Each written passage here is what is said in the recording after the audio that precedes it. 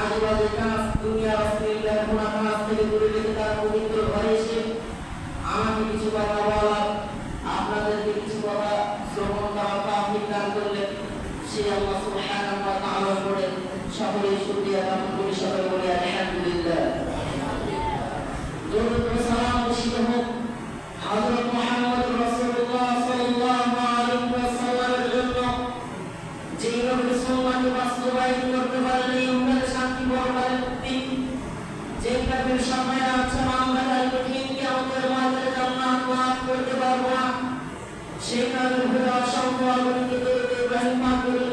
সকলে বলুন সাল্লাল্লাহু আলাইহি ওয়াসাল্লাম। আল্লাহুম্মা সাল্লি আলাইহি আল্লাহুম্মা বারিক আলাইহি। সম্মানিত দিনী ভাই, আমি আপনাদের সামনে আজকে যে বিষয়টি নিয়ে আলোচনা করব সেই বিষয়টি হচ্ছে আল-কিবর, অহংকার। সেই বিষয়টি হচ্ছে আল-কিবর, অহংকার। সম্মানিত দিনী ভাই, আমি আজ আপনাদের সামনে অহংকার সম্পর্কে কিছু আলোচনা করব।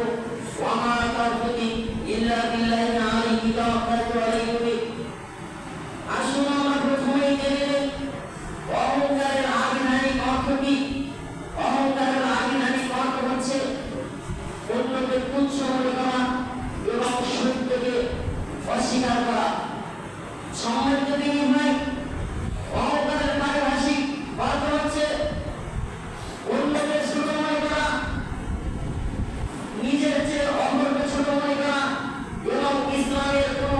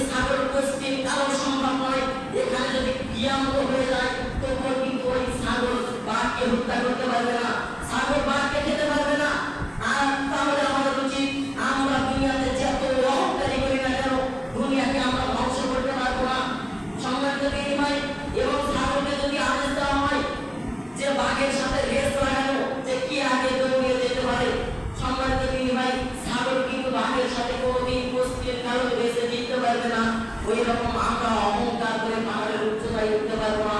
এজন্য আমাদের উচিত অহংকার করা যাবে না। আল্লাহর নিকটে আল্লাহর কাছে তওবা করতে হবে, খালেস নিয়তে, হে আল্লাহ তুমি আমাকে এই অহংকার থেকে তুলে রাখো। আল্লাহ আমি অহংকার করে পৃথিবীতে ধ্বংস করতে পারবো না, অহংকার করে আমি পাহাড়ের উচ্চতায় উঠতে পারবো না।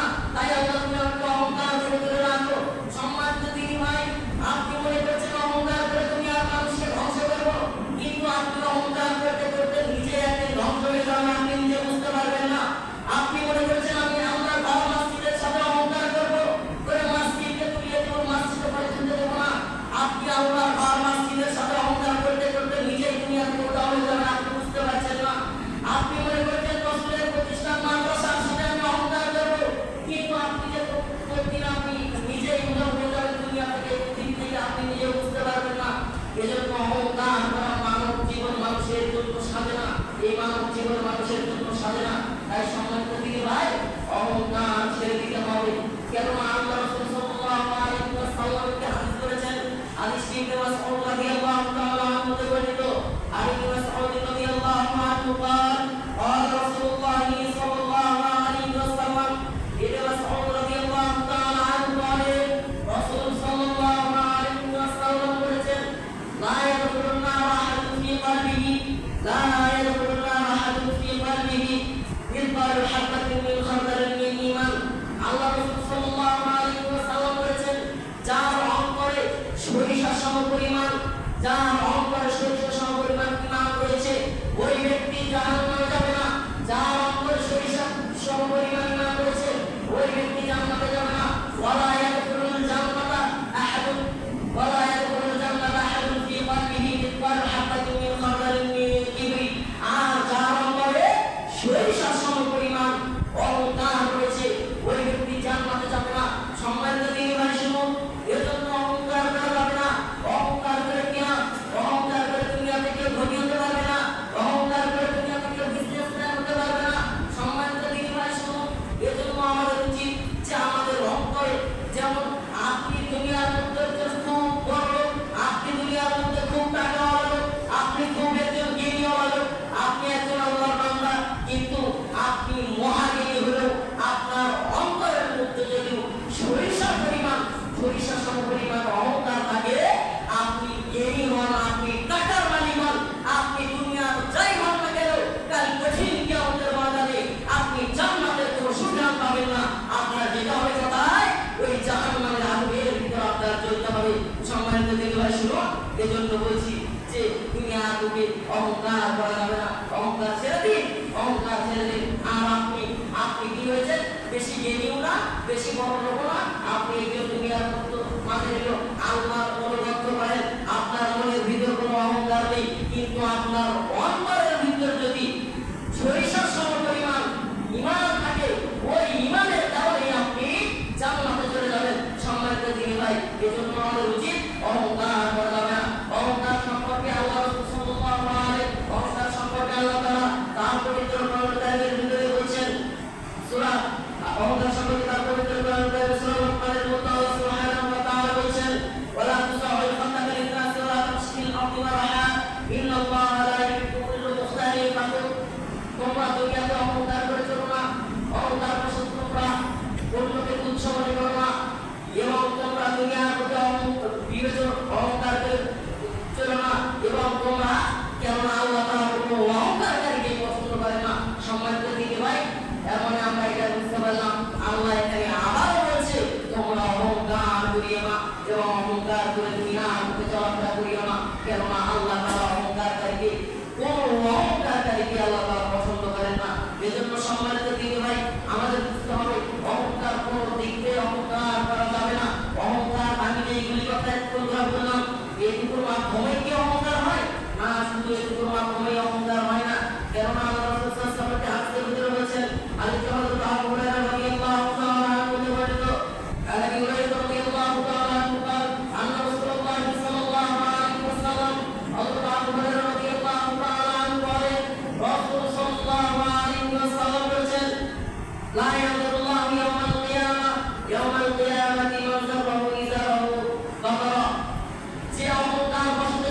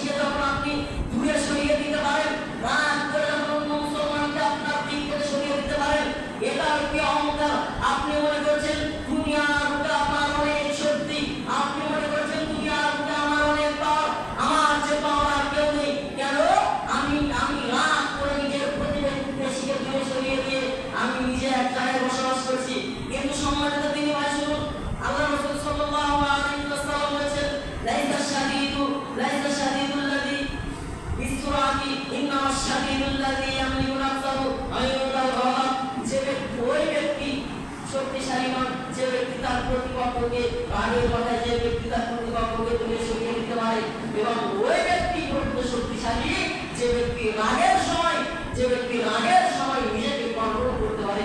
সম্মানিত দিনী ভাই, তাহলে আমরা কি বুঝতে পারলাম যে রাগের কারণে কিন্তু অহংকার ধীরে ধীরে বৃদ্ধি হয়। রাগের কারণে নিজের প্রতিবেশীর সাথে, অহংকারের কারণে নিজের প্রতিবেশীর সাথে এবং অপর মুসলমান ভাইয়ের সাথে কি হয়, ঝগড়াঝগড়ি হয়ে যায়। অহংকার করা এই জন্য মানুষের জন্য যাবে না। সম্মানিত দিনী ভাই, তাহলে আমরা বুঝতে পারলাম যে ওই ব্যক্তি প্রকৃত শক্তিশালী যে ব্যক্তি রাগের সময় নিজেকে কন্ট্রোল করে। সম্মানিত দিনী ভাই, রাগ এমন একটি জিনিস যা সকল মানুষের রয়েছে, কিন্তু এই রাগকে যদি আপনি রাগের সময় কন্ট্রোল করতে পারেন তাহলে আপনার যে শক্তিশালী আর কেউ নেই। এটা বলেছেন আল্লাহ রাসূল সাল্লাল্লাহু আলাইহি ওয়াসাল্লাম বলেছেন। সম্মানিত দিনী ভাই, এই জন্য আমাদের উচিত যে রাগ করা যাবে না, অন্য নিজের প্রতিবেশী ও অন্য প্রতিবেশীর দিকে অহংকার করা যাবে না। যে অপর এবং ইসলাম যাই হোক না কেন কারো দিকে অহংকার করা যাবে না। আল্লাহর ধর্মশীলের সাথে অহংকার করা যাবে না, মাদ্রাসার সাথে অহংকার করা যাবে না, কোনো বস্তুর সাথে অহংকার করা যাবে না। এজন্য আমাদের উচিত অহংকার থেকে আমাদের বিবেক করে রাখতে হবে।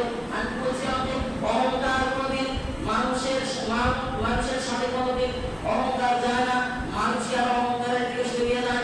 এজন্য আমাদের উচিত যে অহংকার ছেড়ে দিতে হবে, আল্লাহর নিকট দোয়া করতে হবে। আল্লাহ, অহংকার তো আমার দিকে আসে না, কিন্তু আমি তো অহংকারের দিকে যাই, আল্লাহ তুমি আমাকে করে রাখো। সম্মানিত দিনী ভাই, আল্লাহ সুবহানাহু ওয়া তাআলা বলেন, ইন্নাহু লাকুম আদুউম মুবিন। শয়তান হচ্ছে তোমাদের প্রকাশ্য শত্রু। তোমাদের সাথে সব সময় শয়তান থাকে। শয়তান যদি আদেশ করে তোমরা অহংকার করো, তাহলে আমরা আল্লাহর বান্দা আল্লাহকে ভুলে যে অহংকার করা শুরু করে দেই। সম্মানিত দিনী ভাই, এজন্য আমাদের উচিত শয়তানের পাল্লায় পড়া যাবে না, শয়তানের অবস্থা থেকে আল্লাহর নিকটে মুক্তি চাইতে হবে। কিন্তু এখন দেখা যায় আজকে যদি বলা হয় 5 ওয়াক্ত সালাত করবেন, কে সকলেই করবে হ্যাঁ 5 ওয়াক্ত সালাত করব, কিন্তু সম্মানিত দিনী ভাই, আসর নামাজ থেকে দেখবেন আল্লাহর কোন বান্দা মসজিদে আবার সামনের সপ্তাহে এরকম রাখবে আল্লাহর ঘরের ভিতরে কথা দিয়ে যাবে, তবুও তারা কি কথার মান রাখে না। এজন্য সম্মানিত দিনী ভাই, আপনাদের বলছি, আমি যে কথা বললাম এই কথার মধ্যে যদি কোনো ভুল ত্রুটি থাকে, তাই আপনারা সকলেই আমাকে ক্ষমার দৃষ্টিতে দেখবেন। এবং সম্মানিত দিনী ভাই, অহংকার করা যাবে না, মানব জীবনের জন্য অহংকার করা খুব ক্ষতি। এজন্য আমাদের সকলের অহংকার ছেড়ে দিতে হবে। তাই আল্লাহ সুবহানাহু ওয়া তাআলা আমাদেরকে যেন অহংকার থেকে বিরত রাখেন এবং অপর মুসলমান ভাইকে অহংকার থেকে সতর্ক করার জন্য তৌফিক দান করেন। সকলে বলুন আল্লাহুম্মা আমিন। এগুলো আমার সংক্ষিপ্ত আলোচনায় নিয়ে করছি। ওয়া আলাইকা ইল্লাল্লাহ। ইন্নাল হামদালিল্লাহ ওয়াহদাহু ওয়াসসালাতু ওয়াসসালামু আলা মান লা নাবিয়্যা বা'দা আম্মা বা'দ। আ'উযু বিল্লাহি মিনাশ শাইতানির রাজীম। বিসমিল্লাহির রাহমানির রাহিম। ইয়া আইয়্যুহান নাফসুল মুতমাইন্নাহ ইরজি'i ইলা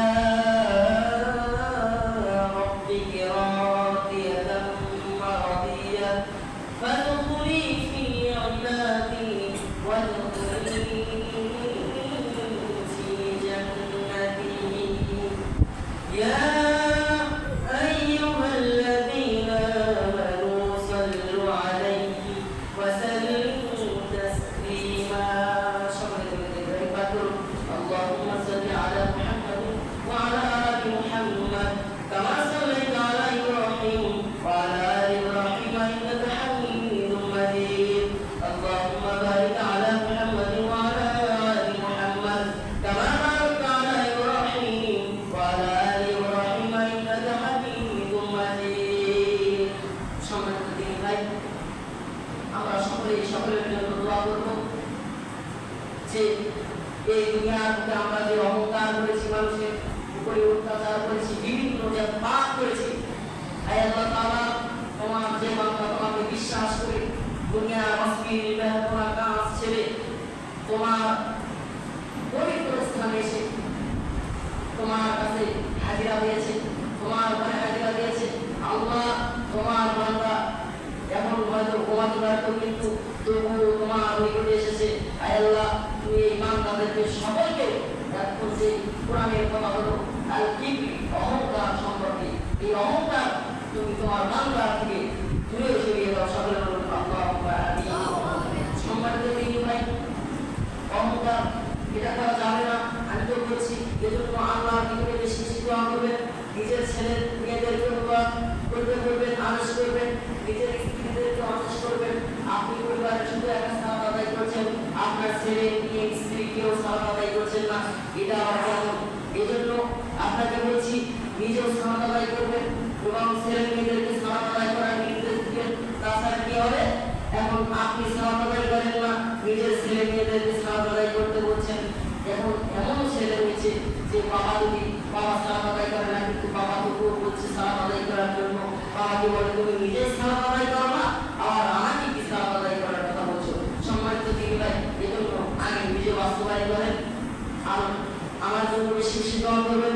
আল্লাহ সুবহানাহু ওয়া তাআলা যেন আমাকে বড়কে আলেম হিসেবে কবুল আর মঞ্জুর করেন এবং এগুলো আমাকে আপনাকে সকলকে মানার তৌফিক দান করেন। অহংকার থেকে দূরে রাখেন। সকলে বলুন আল্লাহুম্মা আমিন। সম্মানিত দিনী ভাই, তাই আরো বলছি যে শুধু অহংকারই নয়, এই সপ্তাহে অহংকার সম্পর্কে আলোচনা করা হলো। তাই কি আপনি শুধু অহংকারের বাদ দিচ্ছেন আর হিংসা কোথায় গেল এবং মানুষের সাথে অত্যাচার করছেন, এই অত্যাচার কোথায় গেল? এগুলোর দিকে আপনার সতর্ক থাকতে হবে। তাই আমাদের উচিত আল্লাহ সুবহানাহু ওয়া তাআলা যেন আমাদেরকে এই সকল কাজ থেকে দূরে রাখেন।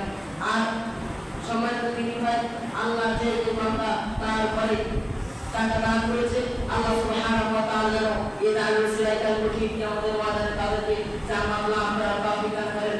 সম্মানিত দিনী ভাই, বিশেষ করে আপনাদের পূর্বে যারা ছিল তাদের জন্য দোয়া করবেন। আল্লাহ সুবহানাহু ওয়া তাআলা যেন তাদেরকে জান্নাতবাসী করেন এবং কিয়ামতের দিন তাদের হিসাব নিকাশটা সহজ হয়ে যায়।